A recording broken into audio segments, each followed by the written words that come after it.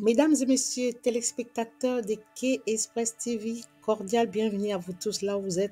Je suis vraiment dans la joie d'être là pour parler de quelque chose de très important. Je suis votre présentatrice Blanche Kibunzi Kazola.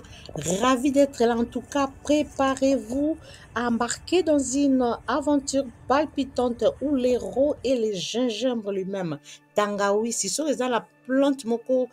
curatif médicinal oyo toyebi malamu eza tangawisi uta bokoko tolobela tangawisi makasi eza plante moko eza na babienfait vraiment extrêmement malamu mpona babienfait nango mpona santé en tout cas eza très important lelo tokolobela babienfait plante nyonso eza na babienfait ezalaka mpe na baeffet néfaste tokoepengle baeffet nyonso tona ya malamu mpe ya mabe ya plante oyo babengi tangawisi originalement parlant.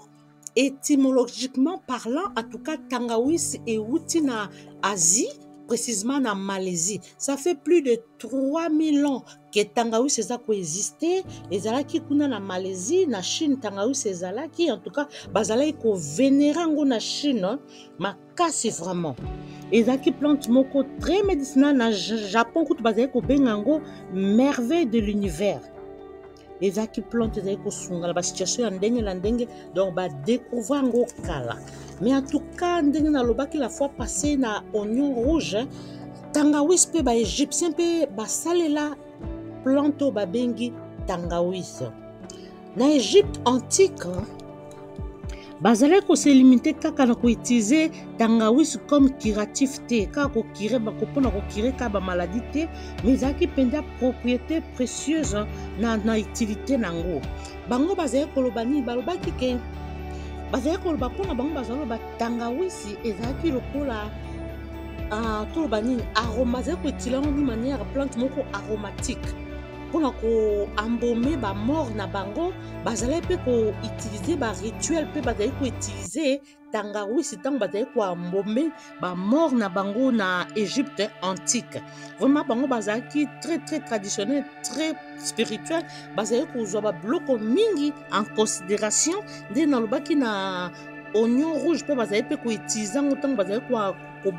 koambome ntango bazalaki koenterre bamort na bango tout comme mpe na tangawisi basala même chose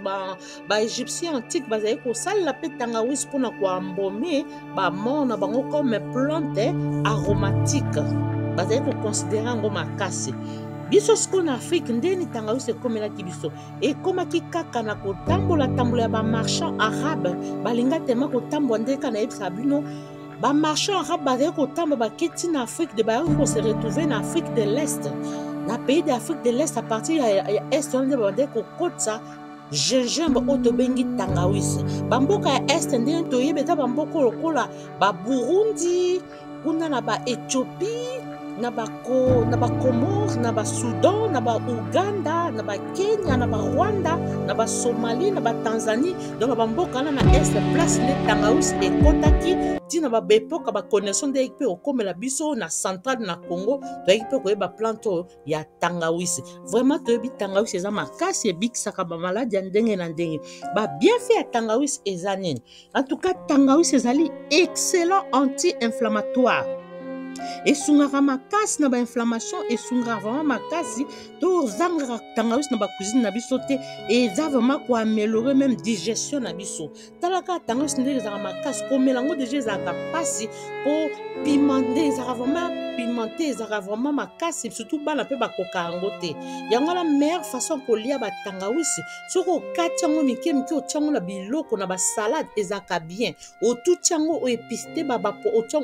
comme épice na bapoisson na yo na basoso na yo okoti yango mpena malamu ntango elambami eswaka ndenge moko te soki eza mobesu ekoki kolambama eza toujours na baeffet tout comme na ndenge akosala yango lokola jus omeli eza toujours na baeffet vraiment eza malamu mpona digestion ndenge nalobi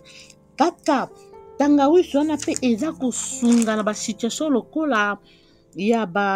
mpona korenforcer système immunitaire na biso parce que eza na antioxydant makasi yango wana esalaka ke système immunitaire biso ntango ozokonsome tangawisi ekomaka makasi tangawisi eza plante moko ya bien eza racine moko ya bien vraiment to recourir nango tokomona même so oza na problème ya angine ozana angine ezotungisa yo mwa koskozo ezotungisa yo recourir na tangawisi osalango mpenza jus melango na makasi nango wana okomonaka ekosunga yo ngongono ekofungama malamu eza plante médicinale ya makasi eza même koagir contre nausée tomonaka basi ya zemi basanzaka mingi soki oza na zemi melango d'une manière modérée melango moke tiango vraimen ezala na mai mwa mingi okomonaka ekosunga yo na nausée eza vraiment malamu mpona nausée eza mpe nini koabese meme concentration ya sucre na nzoto na makila ya moto mpona bato babelaka diabete soki omelaka mpe tangawisi mingi omonaka ekomemela mpe baefe ya bien na ndenge ozomela bakisi na yo okomonaka ekosala yo malamu ndenge nalobaki elitaka contre bamaladi ya gorge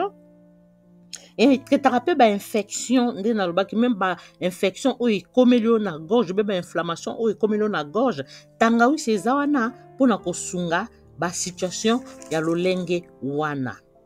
tangawisi mpe kaka ntuka soki ose retrouve koza na fièvre ou bien mwana aza na fièvre ta mosusu na butu oza na kisi te ma ose retrouve na tangawisi en tout cas sala yango comme jus pesa ngo mwana ata yo mpe mokolo ekokitisa yo fièvre malamu ekokitisa grippe malamu eza vraiment plante moko ya malamu esungaka biso makasi même bamama oyo bazalaka na baproblème barègle douloureuse soki ozomela tangawisi ekosunga yo badouleur ekokende eza kosoulage même basymptôme ya arthrose oyo ezali te badouleur ya bamiscle soki omelaka tangawisi omonake badouleur ya bamiscle ebanda kokende elongolaka mpe bafatigue chronique tangawisi ezangaka te bandeko na bacuisine na biso topesa bana ndenge nalobi na ka ya fièvre soki badouleur na makolo ezali soki oza na constipation ekodigere yo malamu to recourir vraiment na tangawisi mpona bamaladi eza koprevenir me bamaladi cardiovasculaire baproblème ya mitema soki omelaka tangawisi na yo fréquemment omonaka bamaladi ya mitema ekoevite ozwa bamaladi ya mitema vraiment to recourir na tangawisi mpona sikoyo elongolaka meme mpe eza mpe kolongola meme bamauvaise odeur esalaka ezalaka bien omona totia yango mpe na bapoisson omona ekolongola bazei basola bapoisson elongolaka bamauvaise odeur eza vraiment racine épice ya malamu oyo tokoki kosalela ndenge tolobaki plante nyonso eza na babienfait mpe eza na baeffet oyo ezali néfaste côté négative ya gingembre ezali nini tozomona ke gingembre eza tellement makasi ndenge nalobaki basi ya zemi esungaka bango na nausée mais il faut bakeba soki mwasi ya zemi ameli yango d'une manière excessive ekoki même déranger zemi na ye fœtus eza na libumu na ye yango wana fo koyeba komodere eloko nyonso en tout cas fo komodere usage nango mpo ezala na baeffet ya mabe te ndenge balobaka de trop eza malamu te eloko nyonso fo komema ngo na ndenge mokie mpo esunga yo malamu tangawisi wana kaka soki bato mosusu bazalaka na bango mpe allergique nango soki omoni komeki tangawisi soit na poso na yo esali yo allergie elakisi ke eza malamu mpona yo te tika soki mpo otiango na monoko sentir mwa allergie antuka elakisi ke tika okoyeba oza allergique nango mpo ani soki omeli okoyeba ndenge nini je m'excuse mpo oyebaki oza allergique na tangawisi soki omeli yango omonaki okoki mpe kosanza ekosala réaction ya bien te ekosala yo mpe diarrhée nde okocomprendre ke oza allergique nango soit bamanifestation mosusu mpe ekokomona yo moko koyeba kaki mpo na meli tangawisi yango esalinga boye elakisi ke tika eza malamu te mpo na yo me na biso bato mesade ya komela tangawisi en tout cas tangawisi eza malamu mais soki mpe omelaka bakisi lokola ya tension soki ozolandisa yango omeli kisi ya tension omeli mpe tangawisi en même temps eza malamu te kodiminue makasi ya kisi na yo ya tension yango wana ezalaka recommande soki omelaka babiloko naturel melango nanu ntango libumu mpe ezali vide ole nanu te omeli yango apres olekisi baaire mwa mingi nde okoomela kisi no ya tension mpe bakisi mosusu kolinga te komela yango vraiment na espace ya mokuse yango nde omona baréaction mabe ezalaka mais sinon eedaka nango bato ebe baza basesio bamaladi bamela bakisi so mpe tobike bamela so tangawisi te mpo bamela bakisi ezala mpasi mais bolinga nde botiaka espace ya molai po ezala ba effet ya mabe te, mais soko espace te omeli ka tangawisi la apo osisi omeli bamokisi na mundele yango wana tomona pena bareaction ya mabe mpe ekosisa makasi ya kisi ya mundele oyo omeli. Tangawisi esengeli na biso tokonsoma yango frais lokola jus, soit totia yango na basalade na biso, soit totia yango na basupu na biso, toniki yango na supu ekosala biso malamu, eza malamu. Bamosusu mpe basombaka oyo eza en poudre amélange yango na soit na mai ameli, eza vraiment malamu. Mais kosala yango d'une manière naturelle ntango eza frais yango vraiment eza idéal ekosunga biso malamu. Vraiment tangawisi eza na ba effet ya bien ebele ndenge tolobi awa. Vraiment tozangisa yango na bacuisine na biso te, toyebisa mpe baninga mosusu oyo basalelaka yango te basalela yango mpo esungaka contre badouleur ya baarticulation, esungaka bamiskle na biso eya makasi, ezobebisa nyonso ya fatigue chronique, eza vraiment malamu, ezotraite tosalela yango yo toza na situation ya arthrose bamikuwa na yo eza na maladi, eza na problème, en tout cas mela tangawisi omonaka renforcer situation na yo comme il faut mpe okokoma vraiment soulagé. Bandeko na ngai bino mo boyebi kaka biso bamama en tout cas tosala